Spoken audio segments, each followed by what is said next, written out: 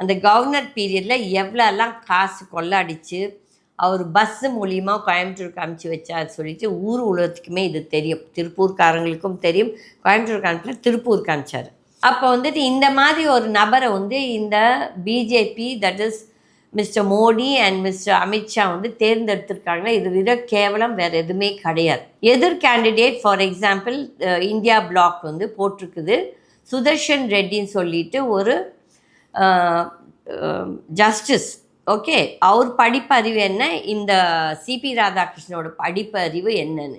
இந்த CP Radhakrishnan only BBA தான் பண்ணியிருக்குது. பட் அவர் வந்து எவ்வளோ படித்தது, எவ்வளோ முதல்ல வந்த வைஸ் பிரசிடென்ட் கேண்டிடேட்ஸ் எல்லாம் சர்வப்பள்ளி ராதாகிருஷ்ணன், ஜக்கீர் ஹுசேன், இவங்கெல்லாம் எவ்வளோ ஒரு மேதாவிங்க.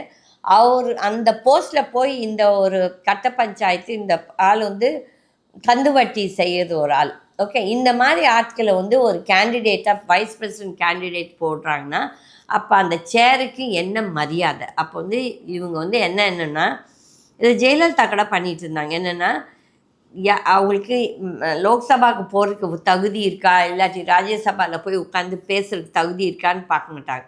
ஏதோ தோணான்னு துருத்தி இதெல்லாம் இந்த சசிகலா வந்து தேர்ந்தெடுத்த கேண்டிடேட்ஸ். அப்போது அதே மாதிரி தான் இப்போ வந்து இந்த மோடியும் இந்த அமித்ஷாவும் தேர்ந்தெடுத்திருக்க இந்த சிபி ராதாகிருஷ்ணன்.